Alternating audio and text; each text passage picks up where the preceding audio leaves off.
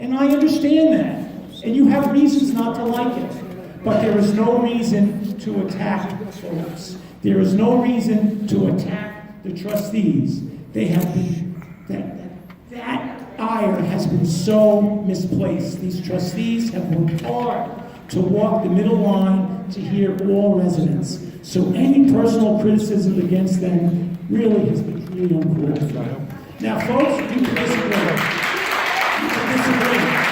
But we've got 4 sets of hearing transcripts where everyone, including the shout-outs, are picked up.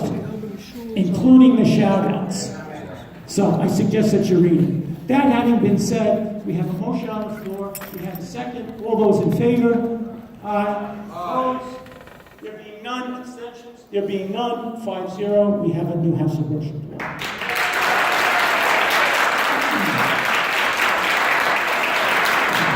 Thank you. Next on the agenda.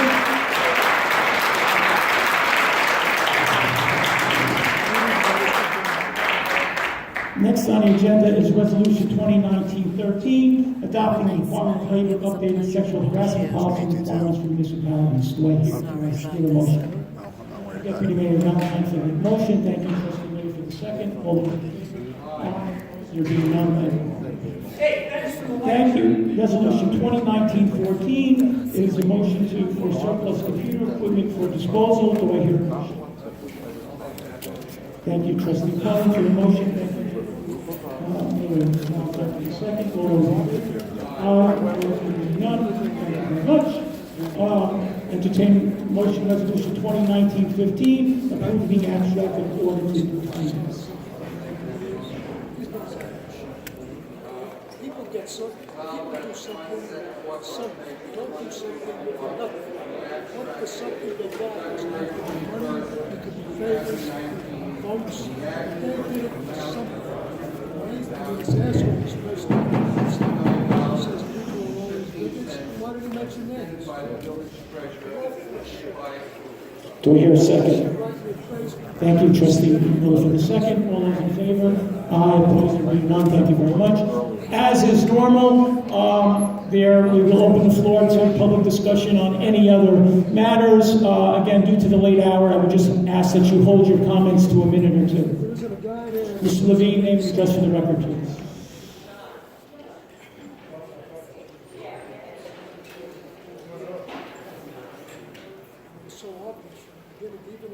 Mark Levine, 14 Lancaster Lane. I'm extremely upset over these comments I heard. Bigotry. I mean, I grew up here. If you want to see prejudice and bigotry, you should have been here in the 60s. Okay? Our new members of the... Excuse me, Mr. Levine, direct your comments to the trustees, please. Our new members of the community, all I know is in my neighborhood, they've been welcomed with open arms in most of the village, okay? I resent because there are always bigots and there are always people who are against someone. And to take a few letters when we have thousands of people living in this village does not represent the community that I live in at all. I'm very upset about this. I mean, my neighborhood welcomes our new neighbors. Just like Mr. Miller said, the young kids in the neighborhoods are welcome. The people are welcome.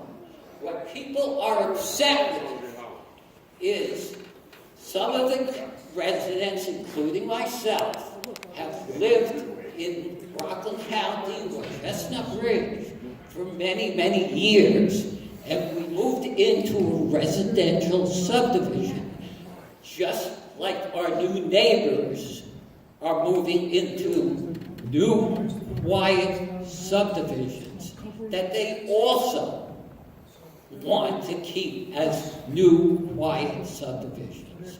And I think what we're all afraid of is what huge buildings being actively used every day how that is going to upset the community. This has nothing to do with religion or the people moving in. It's how the character of the neighborhood is going to change. Thank you. Thank you, Mr. Lieberson, name and address for the record, 2 minutes. Keep it to 2 minutes, please. Jerry Lieberson, 31 Lindbergh Road. I am actually going to kind of clear the air because I'm going to get back to something else. 25 Eagle Street. I sent the board an email.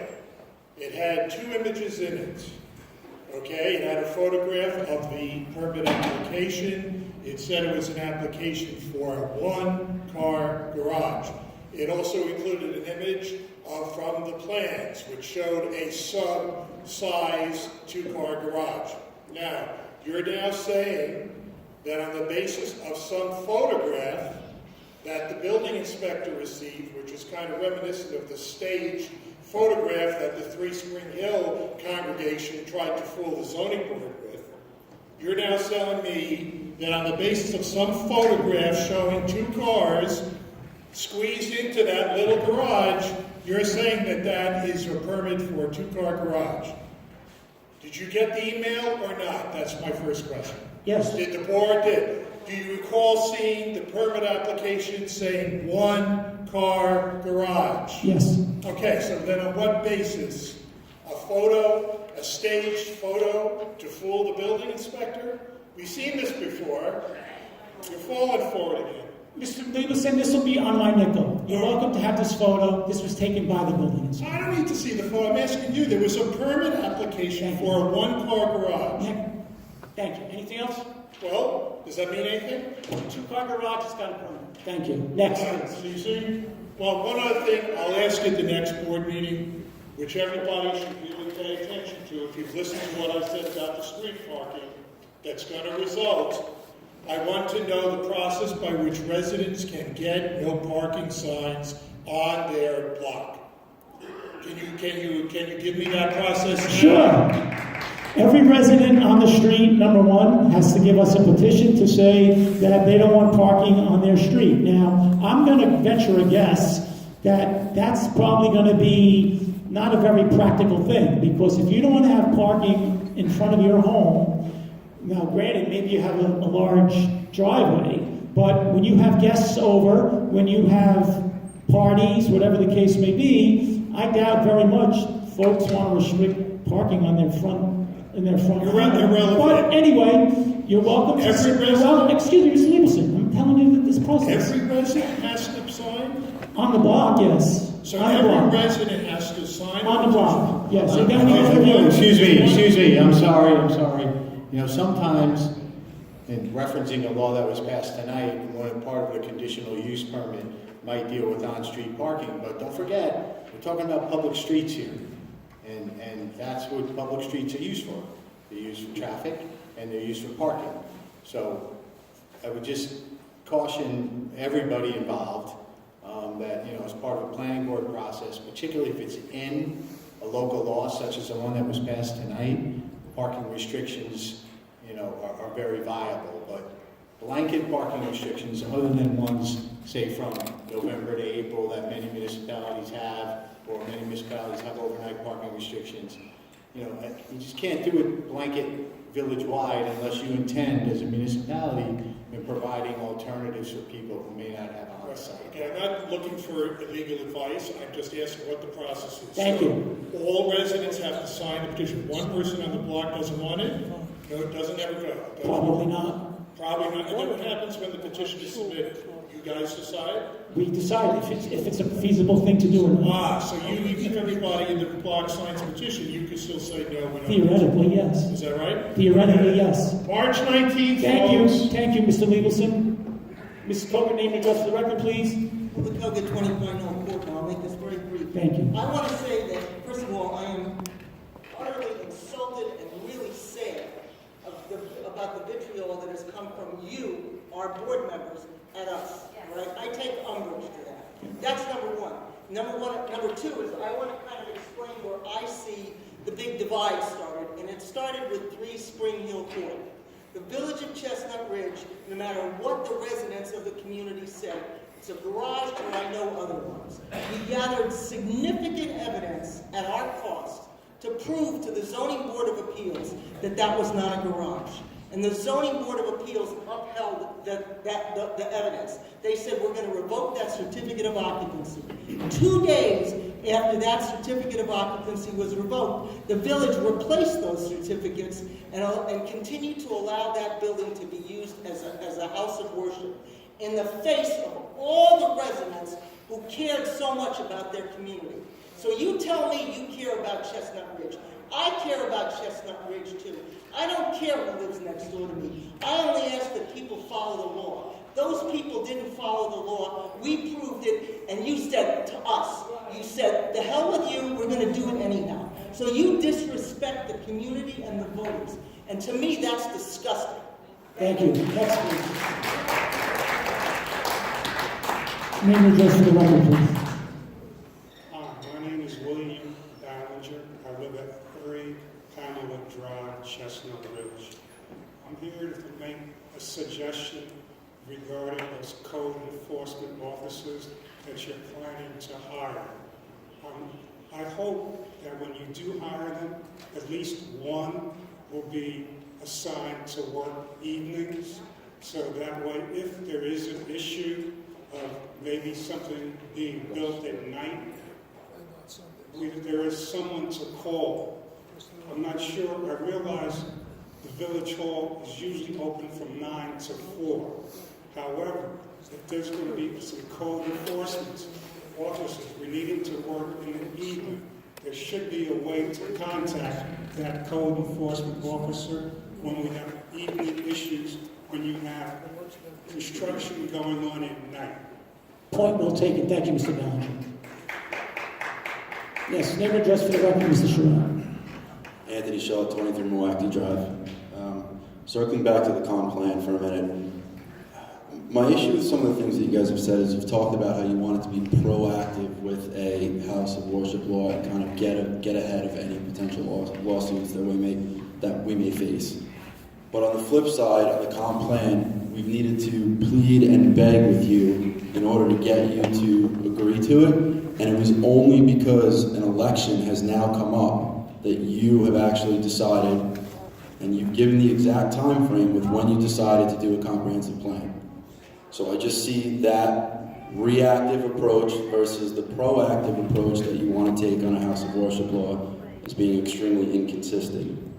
To some of the other comments that were made tonight, Trustee Van Alstine, I believe what you said, and I'll try not to misquote you even though you misquoted me, is that we are wasting our time at public meetings by coming here and offering comments to you. However, your own attorney cited the substantial difference between the initial draft and the current draft of the House of Worship law. So obviously some of our comments must be constructive in some way, and we aren't sitting here wasting our time letting you know our opinion. Thank you for taking that into account. And then as far as Trustee Valentine, I keep hearing this manipulate anger and revenge and fear and exaggeration. I stood up here and said the exact opposite of that.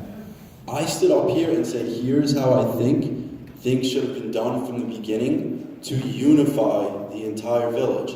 And somehow you took those words and completely changed them around into manipulating anger and fear. Mr. Sirach, you know, when you talk about... It's Shaw, please. I'm sorry, I mispronounced your name, but when you talk about a comprehensive plan as some sort of hidden reason for diverting away from the House of Worship law, then you are suggesting these kinds of, you are manipulating and moving this forward. I have not said once that I'm opposed to a House of Worship. No, that's the thing. I've actually said I'm for. Excuse me, we're going to try to do one meeting at a time. But you're talking about a comprehensive plan as a mode of operandi of somehow or another circumventing the House of Worship law. You've said that, your colleagues have said that, and it's not true. In fact, I even at the meeting you came to, I asked our attorney to describe to you truly what a comprehensive plan is.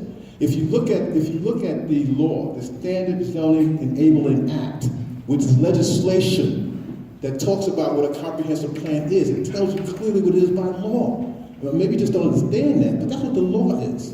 I'm aware of what a comprehensive plan does. I spent So, a lot of are time you aware speaking to of- the are you- Case Land Use Law Institute. That's not what I'm saying. What I'm saying is I've said the entire time that I'm for a house of worship law. I'm for unity, and you sit here and somehow pick one specific fact, and you've changed it into manipulating anger and fear. I Okay, don't understand. we have to stop. Actually, everybody keep it to 2 minutes. We can't really have a dialogue. We're 5 minutes over our time here. So, Mr. Corbin, if you can try to keep it short and brief, please. Jonathan Corbin, 6 Aberdeen Avenue. I must throw my comment in here,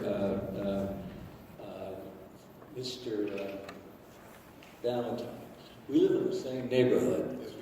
You are coming from an alternate reality. I don't know where you're coming from. It sounds crazy what you're saying. Okay. You're fear-mongering, basically, and I resent that. That's insulting.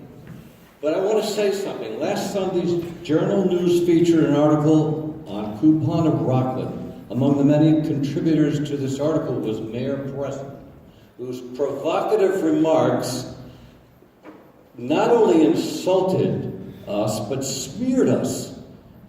He stated that we have forgotten our original mission. I've never heard that phrase before, that we have an original mission, which has to do with extra eyes and extra ears. Anyway, that we have shown ignorance, arrogance, and bigotry, that we have inflamed otherwise rational people with prejudicial vitriol and fake and exaggerated facts. These inflammatory words, which were emailed to the Journal News, are at best a distortion of the truth and at worst a lie. I especially resent the use of the word bigotry. I can think of no coupon meeting that I've ever attended or village board meeting where people behaved in a manner described this way by Mayor Presti. His ill-chosen words are regrettable and remind me of the old idiom of the pot and the kettle.